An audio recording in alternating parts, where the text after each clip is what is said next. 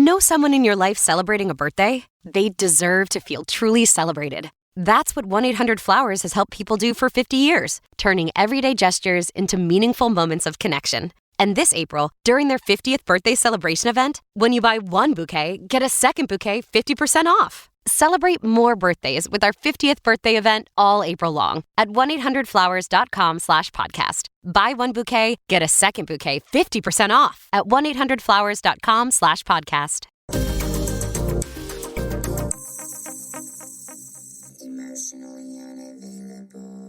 Guys, wow. Welcome back to another episode of Emotionally Unavailable. I'm your host, Malisa Hepner. Hi.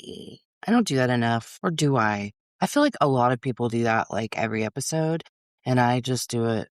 Do I even do it on all my solos? I don't even know. Anyway, coming at you with a scratchy voice because I was outside for more than 5 minutes yesterday for what I'm loving referring to as the field trip from hell. And my body said, oh, you are outside for longer than 5 minutes. You shall be persecuted from the inside out. So I'm having really bad allergy stuff and just, feel like shit, if I'm being honest. Just a lot more activity than I'm used to these days, but whatever, we're going to make it. We're going to make it. It's also been kind of a heavy day, and I'll get into that at the end with the grief shit, I guess. Anyway, for those of you who don't know, because maybe this is your first episode here, or it's your first of my solo episodes that you're listening to. Yeah, I guess if you don't know this, then I lost my son, Jake, who was 18, almost 19, December 13th, 2025, 4.5 months ago, to a synthetic opioid overdose. And when I do solo episodes, at first my solo episodes were just updates about my grief, but they're transforming a little bit because they just are. So anyway, welcome if this is your first episode. But so I'll give that info at the end. What was I saying? I really didn't take notes because I didn't even have the energy to do that. I literally just washed my face. It's like 7 p.m. and I just washed my face and put a little bit of makeup on for this. So that's it. Anyway, okay, so, I always go intuitively off what I should talk about in a solo episode. And I've just been this has been coming up so much. I think my hesitance in choosing this particular topic is this comes up a lot anyway. And that's overthinking. And obviously that's what I do the very most work with my clients on, but it's come up in my personal life too, where I'm just helping walk people I love through that experience. And then I've gotten a couple of new clients too. And recently I used to get a ton of clients whose mental process was a lot like mine. If you're into astrology, that fire sign shit, where you're just super fiery, kind of aggressive. All your overthinking, it becomes the spite that motivates you to do things. And now I'm getting a lot more clients who are just in that watery energy, very dissociated and in that freeze state. And I guess I'm going to be really honest here. I haven't said this out loud to very many people, but because that's not my process, that's not the thing I've struggled with. My initial instinct when I register that that's what's going on with them is imposter syndrome. I've been getting, because my manifesting is fucking off the charts these days. Thank you, universe. And thank you, me.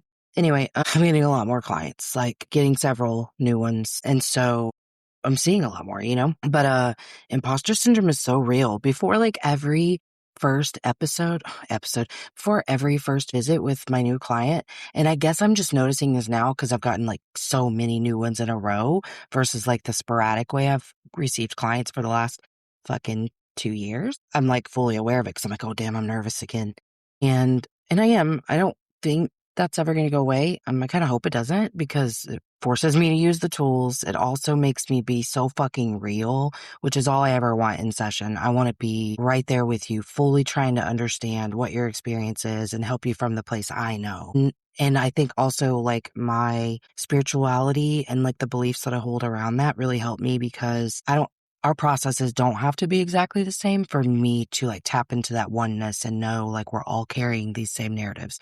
So if any of this is information that you have heard from me before, just throughout conversation or from your own therapist, and this feels a little repetitive, my bad. But I just wanted to really speak from my heart around this today because I had a very personal experience. I actually spoke about it on an episode that we'll release this week. So I hope you'll check that out with Dr. Sarah. I got very open about that to the point where I hope my child doesn't mind. Anyway, so overthinking, really, it's what our brain naturally does, because if it can get you caught up in like a endless thought loop and you get that sense of control, because a thought loop, it just makes you think that there's going to be a resolution to this. If I can think about it enough, think about it from several different point of views, be upset, be angry, be whatever, because I see this a lot in grief with the rumination over regrets and remorse. And I'm so grateful that I don't live in that place. I mean, truly,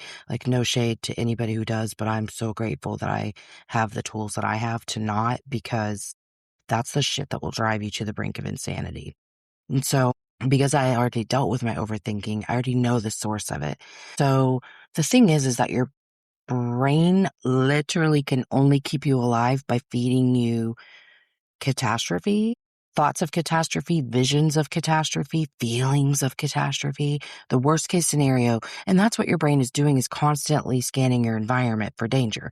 If you have any PTSD, and especially me with CPTSD, complex post-traumatic stress just means like more than one event, a longer time period of the events. Hopefully that's a quick enough explanation. But PTSD is typically assigned from like a single event. Like even just us losing Jake, we found him. That was pretty fucking traumatic. So I have had a lot of PTSD around that. It doesn't look the way you would think it would. It just comes out in agitation, and, the fear that someone else in my family is going to die like that. And also just fear in general. When one of my puppies makes an off sound or a loud noise, the fear it's intense. Every single morning I'm checking to see if my husband's alive. Charlie, I've never really worried about this with her. I've found myself not wanting to go to her door a couple of times because I don't want to find her dead. So that's how the PTSD is looking for me. But I already came into this experience with a lifetime of trauma, but thankfully I had dealt with it for the last couple of years. And so I have really good tools. So anyways, Lord, this is why I need notes. Why I need notes, y'all. Okay. So the thing is that if you have a history of trauma, your brain, let's say your brain is scanning the environment at like 1 beat per second on a normal brain. And I'm just making this shit up just to kind of give you a representation. I don't fucking know, okay? So let's say it gives you like 1 beat per second of just scanning from left to right, right to left, because it's always looking. And then let's say you have PTSD of some form, and that's going to increase the rate of observation. So now let's say it's 100 beats per second. So that would be a lot, right? If your brain was just frantically searching the horizon for danger, I want you to sit for a second and think about what that would feel like inside. To like picture your brain scanning the horizon, left to right, right to left, left to right, right to left, left to right, right to left, left to right, right to left, over and over and over and over and over, all fucking day long. What do you think your body's going to do in response to that? Your heart rate's going to get really fast, right? It's going to make you a little hot, because when your heart rate gets high, you're hot, maybe a little sweaty.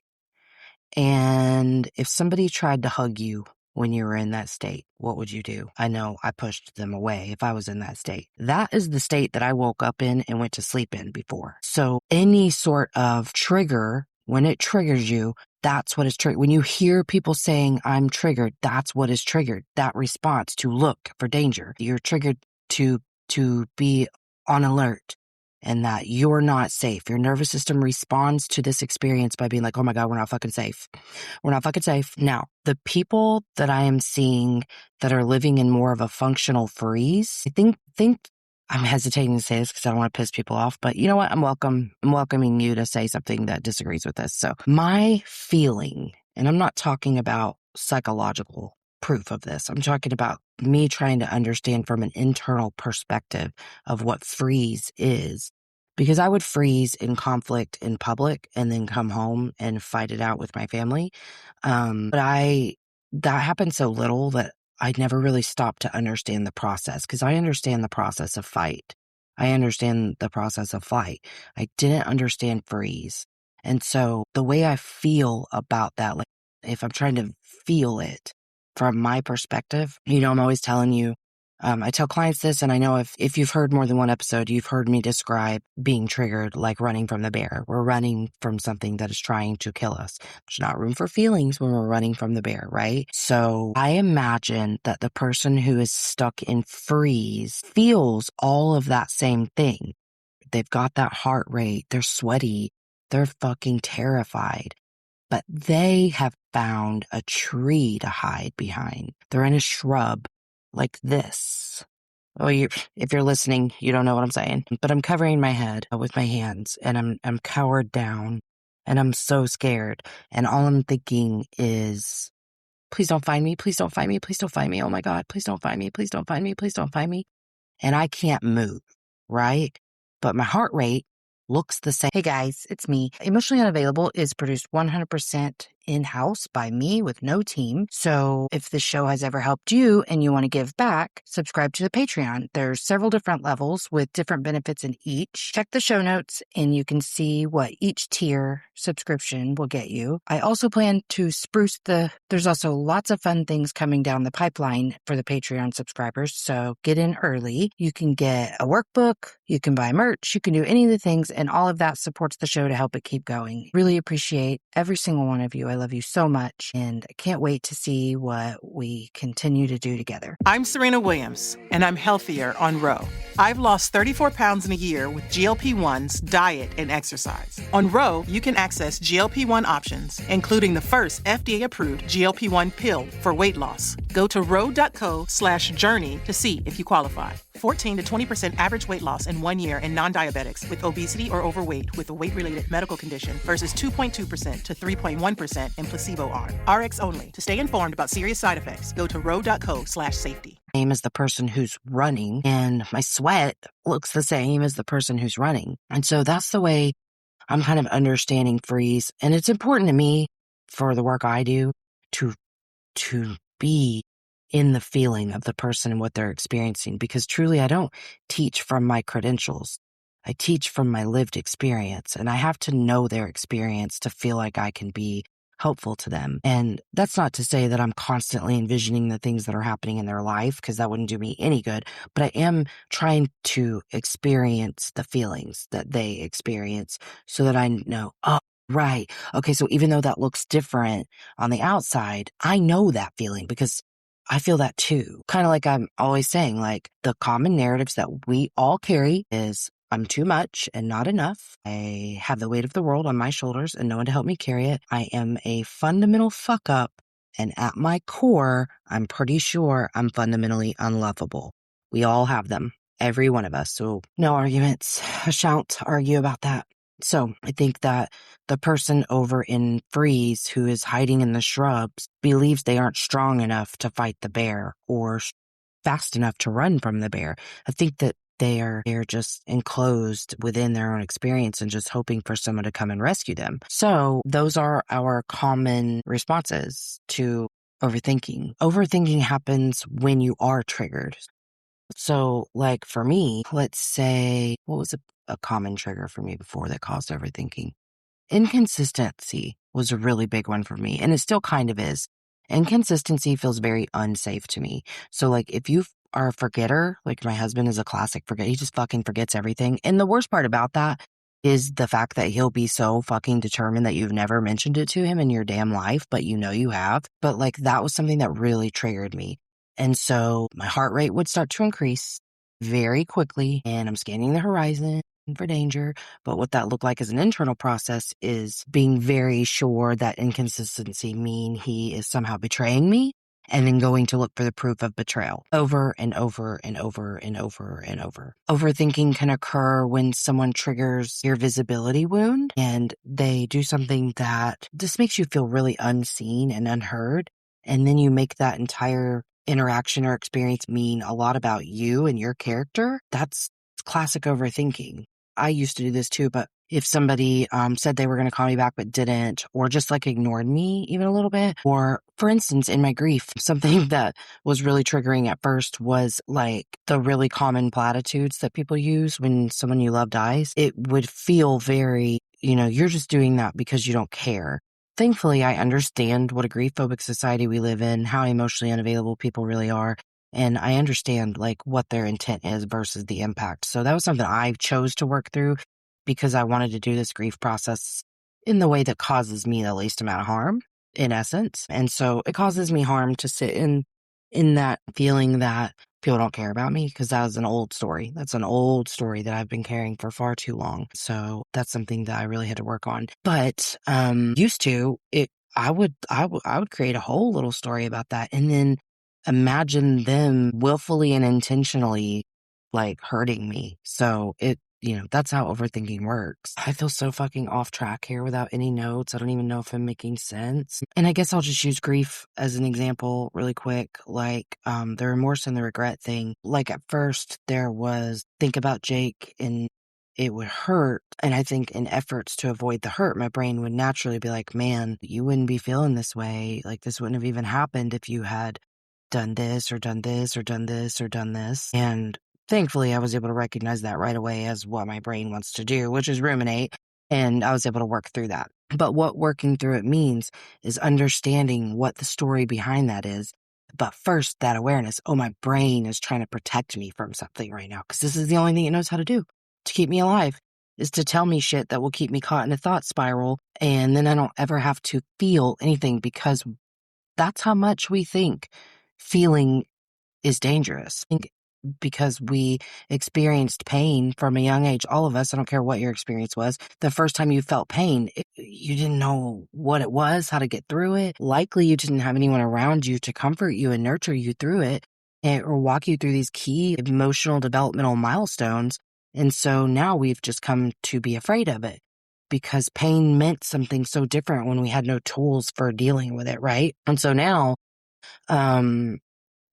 I do a lot of what's true. Is it true that any one of those things could have changed this outcome? Possibly, but I don't have any proof of that. But what I do know is true is that it won't change the outcome now. It will not change anything.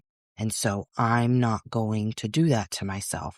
Then I have to soothe myself. Hey, even if it was true, can't be true now. And you deserve a life full of love and peace and joy, right? But something that I really had to work on a lot whenever I first started this journey, this was really before I really started addressing the overthinking, it started whenever I was like trying to walk through my issues with men. And I was like, okay, so I clearly have daddy issues. What is it? And my dad was one of those people who his shame kept him separate from us. So if there was a birthday party or a birthday that he didn't have money to give you, his shame kept him from reaching out on our birthdays.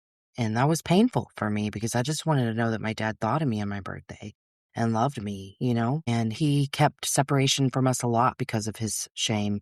And now I can see that, and that's okay. But the little girl that had to walk through that with nobody to really help me really believed that I was so unspecial to my whole family. I'm a middle child. I have real typical middle child energy, but also this is what happens when you're overly criticized by a caregiver, grandma, and, not nurtured in really pivotal moments. Like literally any one of us have these feelings at any given time. So whenever I was trying to understand, like, what if you had to isolate one thing from your parents, or specifically your dad, what is it? And I was like, I didn't feel chosen. And that's the thread that I've seen among the men in my lifetime that I have, given my love to, is I'd never felt chosen by them. Now, the other side of that, and I mean, other side like post healing, I've realized I couldn't receive love from anyone, let alone the men I was giving my love to, because I was very much getting wrapped up in real familiar behavior patterns so that I could recreate the dynamic between me and my dad and me and the rest of my family to try to fix something. So that's something that I know in hindsight now, but I did not feel chosen. And I never felt prioritized by any of the men that I've ever given my love to either. But, my parents were addicts. So at first it was they're choosing drugs and alcohol over me. And then as you go through watching them try for sobriety and hoping like hell that they're going to be able to hold on to it. And watching them, spiral in shame when they weren't, saw enough of that to know like they weren't actively choosing drugs or alcohol over me. They didn't Sorry, my glasses are hurting my head. That wasn't the choice they felt they were making. And so logically and rationally, I could understand that. But there was this little girl inside of me that still hadn't dealt with all of that, who never got to say out loud, like, that really felt like you never chose me. I was never a priority. And so, latching onto familiar patterns, if I can work hard enough to fix this dude that I'm with and get him to see how beautiful and magical and wonderful I am and get him to choose me, ta-da, I win at life. All of a sudden, my parents have chosen me. Everything's great. It's all good. That's not true. I did that a lot. And one of the things when you are working through old narratives and old paradigms and you want a new belief, you got to kind of talk to the person who went through that. So for me, I would talk to little 5 and 6-year-old me because I can feel a lot of like wounding from that particular age. I was still so sweet at that age and so soft because some of my softness started to leave me at a pretty young age.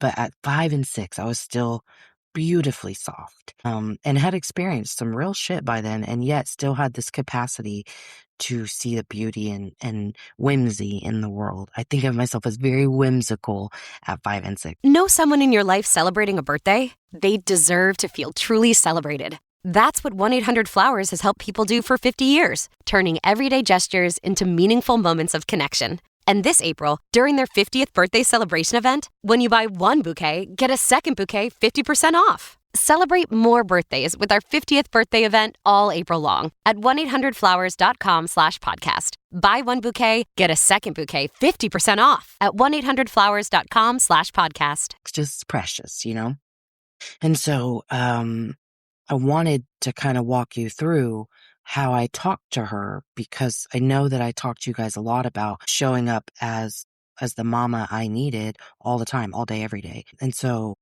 this is how I talked to my younger self because I had to realize, okay, I felt like I was not special, not chosen, unlovable. And I think we all feel that way because that's the programming that happened when a very well-meaning caregiver, a lot of times, like, they don't know that they're doing these things by telling you to stop crying or they're going to give you something to cry about, whatever. It felt like normal practice to them. And like, I'm not talking about this to make you think that you need to see your parents one way or the other. I'm just telling you we all received shitty ass programming because the ego is very big. And when you're a child, you see things from the ego's point of view. So everything relates back to me. So if the world is chaos, it's because I'm a piece of shit. So if my parents aren't showing up, it's because I'm not worthy of them showing up. If they're criticizing me, it's because I'm never doing anything right. If they divorce, it's because I caused them too much stress. See what I'm saying? Those are the little children that we have to address. So for me, I'm always like, hey, and I just sit there and I just hold my heart a little bit because that's where she lives. And I say, honey, you were always special. You were always special. Look at you. You were so beautiful and sweet and kind and magical and whimsical. You could pick flowers and be thrilled with these little flowers for hours, and then you'd want to go share them with someone to show them the flower's beauty. Like, look how fucking adorable you are. You're going to tell me that that little baby wasn't worth all the love in this world? You're going to tell me that baby girl doesn't deserve to be loved, doesn't deserve kindness, especially from the people who brought her into this world? She doesn't deserve good? Baby, you deserved all the good things. But what's true is your parents did not have the capacity to give that for you. But as much as that hurts, and it's okay that it hurts, that didn't have shit to do with you, honey. They're just their own imperfect people. It's okay that it's hard for you to understand, but it was never about you. You were the perfect little girl. You couldn't have been any better, actually. Nothing that you did created the life around you. Nothing. You are perfect. You are so worthy of all the love that you've ever craved in your whole life. You were then and you are now. You were perfect. And I'm sorry that they ever made you feel otherwise. I'm so sorry. And then I hug her because she needs a hug. So that's the kind of shit I'll be doing all the time to comfort myself. But now it's more like I feel afraid, like something will trigger my fear. And I say, oh, honey, are you afraid? What are you afraid of? Yeah, I see. Yeah, it's scary. It's scary to think that other people that you love are going to die. That is scary. What do you need right now? You need some love? You need a hug? Yeah, I'll give you a hug. But have you eaten today, honey? Because you know that always makes it worse. Let's eat. Maybe take a shower? Yeah, let's do that. Let's take a shower. No, you don't have to wash your hair today. You don't have to do that. Pull your hair up in a clip. Get in there and just wash your body real quick. Let that water hit you. Wash your face. You know you feel so much better when you wash your face. If you don't feel like a shower, at least let's go wash your face. All day, every day. Because I am triggered much less often to like this extent where I'm running from the bear, but I am still triggered all the time. And especially in a grieving process, I am still triggered all the time. So it's easy for me to acknowledge what came up: fear, rejection, abandonment.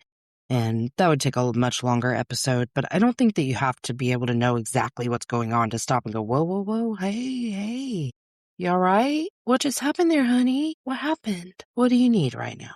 You know? So I guess overall what I'm saying is, and actually I don't know if I've made a point at all. Shit. I just want people to understand overthinking is your brain's way of keeping you alive. And if we can just stop and get curious about what happened after we've grounded, of course. So really quick, I've said this 1,000 times, but I guess if this is your first episode with me, and people are loving this. Like the more people I tell about this, the more it's really working, because traditional grounding didn't work for me. The like 5, 4, 3, 2, 1 method and stuff, because I'm so much of an overthinker. Any pause and I was right back into the trigger. So I rapid fire name everything that I can see in front of me. And then it just puts you present, puts you where your feet are. Now I'm at like a 6 or a 5 from a 10. Now I can deal with feelings. Now I can go, what was that? What was that? Oh my goodness. Okay, what do I need? What are we doing? Which reminds me, I did, after the last solo episode, I did put a quick sheet for grounding in the Patreon. It's on the free tier, I'm pretty sure. So subscribe to the Patreon. Yes, it is. Subscribe to the Patreon and you can get that for free. And I also put in a daily practice to kind of help you build up resilience, so that whenever the trigger comes, you're prepared in what to do, because you've like done this practice. Okay. Like you've got your coping mechanism ready to go. You know what you need, things like that. So I did put that in the Patreon. So go grab that. I think that'll be good. But yeah, I guess in some ways I already talked about this in last week's episode, but I just wanted to just talk more about it and just give you an insider point of view. But I am a little worried that I didn't make a single fucking point, and I'm sorry. I just don't feel good. I guess if I wanted you to walk away with a really quick 3 steps, it's 1, overthinking is just your brain's way of trying to protect you. And I don't care if you're overthinking an award you got and you're feeling not worth that award, like you're battling imposter syndrome, you're grieving and living inside your remorse, regret, whatever it is, or you're fighting in the shower or in your car with someone because you wish you had said something that you didn't say. That's all the same shit. All the same shit. So you need to ground, get out of your head, get present, and then move. What's the next aligned action? So I think there's that, how to comfort yourself. And that is to understand that you can feel. Like if you just stop, grief right now really hits me in the tummy, because let's say it's his martial arts place posts a picture of some other kid competing. It's still getting me every time. So it's my stomach drops, I hold my breath. And at first I was just swiping away really quickly, and that's okay. But I have stopped and go, oh, that hurts, for 5 seconds, and then I keep moving. So just stopping to feel things for just a minute, especially when we're feeling like we're not chosen or feeling like we're not special, or that nobody cares, nobody sees us, we're so fucking misunderstood. And when those feelings come up, I just go, oh, and you don't have to identify all of it. You can work that out later. We're just working through the overthinking so that we can be present and grounded and receive all of the things that this life is supposed to give us, which really is love, joy, peace, abundance. And you can't get those things if you're stuck in a constant thought spiral, right? So that's really the message that I want, is stop and feel for a second. You don't have to know exactly what's coming up to go, ooh, that makes me kind of anxious. I'm anxious. That hurt my feelings. It's kind of like a lot of people have trouble admitting when they're jealous. So hey, listen, I'm going to be the first to say, when I see someone I know getting the shit I want and I haven't gotten it yet, oh, jealous. And what I used to do is pretend I wasn't by moving away from it really quickly. And then, somehow pushing them away in my head. And then, in our outer world, not being close to them anymore because I was jealous. Now, thankfully, jealousy is something I learned to overcome a while ago, even before this healing journey, but I'm more intentional now, even whenever I feel the jealousy, to go, oh, I'm jealous. But what's jealous mean? It means I think that I'm not capable of getting that, or that I won't ever get that. Baby, my time's coming. And you know what this actually is? This is proof of that. This is proof that my time's coming, that I'm seeing people around me, surrounded in my energy, that are getting the things I want. That means I'm next, right? So that's how we can start to shift away from whatever the overthinking was causing, whatever the story that was being created. We can't rewrite that story if we're not acknowledging that it was written to begin with, right? So I go, hey, that hurt my feelings. Why that hurt my feelings? Maybe I care right now, maybe I don't. Maybe just acknowledging that it hurt my feelings gets me out of the moment.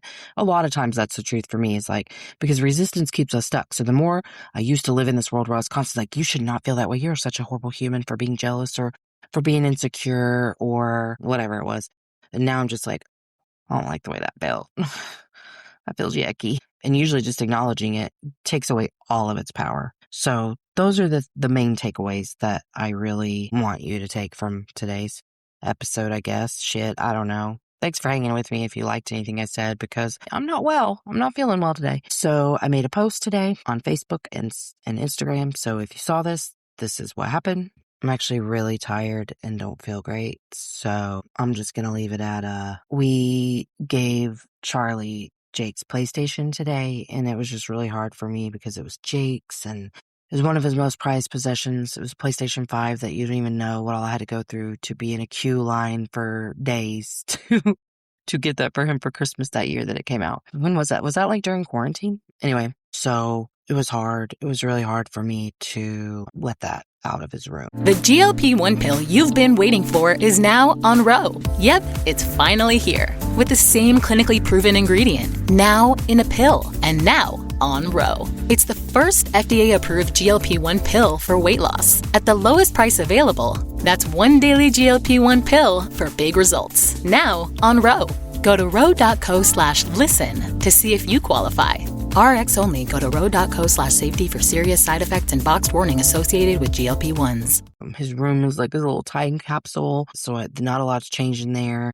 It was devastating when the smell of him left. That was another loss. And then so now his PlayStation not being in use and now moved. It's another loss. It's just like a little weird thing. So it was a really hard day for me. Hard because it brought up a lot and I cried a lot and I was already sick.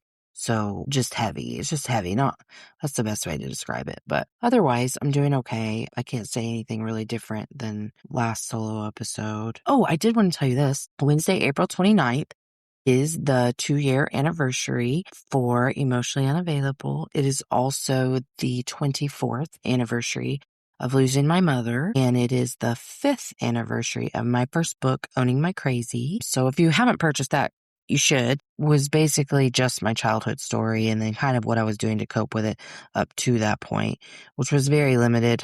And if you see it listed twice, the second edition, I re-released it with a different cover and some stuff to get it to a larger market, but everybody buys off Amazon anyway, so I wish I hadn't done that because I feel like I cheapened the book, and I might even just delete it for sale. But so it's the anniversary. I would love if you'd buy a piece of merch or the book or whatever. I always do things. I try really hard to do big things on the day that my mom died, because it's just my, I guess, way of staying connected with her and enduring connection and honoring her and honoring myself in my loss. So yeah, anyway, I'm hoping to have someone in particular be our anniversary episode, but I don't know that it's going to be able to happen. So I don't know who's going to be that episode. Anyway, I guess that's it. I love you guys. I appreciate you being here. Sorry for all the rambling. I hope that helps. But I'm starting to work on the audio library. And so me saying you are special, things like that, that's part of what's going to be in the audio library, is helping you walk through. I'm going to help you through a thought spiral. Okay. So if you liked any of that content from today, go ahead and get your subscription and take advantage of the stuff that's already on there. And I'll be, thoughtfully adding to that library. I don't want to do it with pressure or force because I want it to stay grounded in love and authentic to me and this space. But yeah, I I don't know, you guys. My manifesting's getting so good because, okay, I manifested a certain amount of downloads. Got that. I manifested the other day. All I had to think was I saw what the Thunder playoff shirt was for that day. I was like, oh, I just want to go to that game so bad. Got a free ticket that night. Got like 2 new clients in 1 week. Like pretty much anything I had written down for manifesting came true that week. So I'll be hitting the computer again, writing more stuff, But anyway, that's it. I'm tired. Thanks for bearing with me and my scratchy throat. I love you guys so much. I just appreciate this audience so much. You're my little familia. I'll give a quick shout out to Lori because she likes when I do that. Hi, Lori. Hi, Suze. Yeah, I'll see you guys later. Thanks for coming to Emotionally Unavailable. If you haven't already, like, subscribe, and share. Emotionally Unavailable. All right, that's it from me. So make sure that you check out the show notes for links. And until next time, let's all just keep swimming. INDEPE and cut.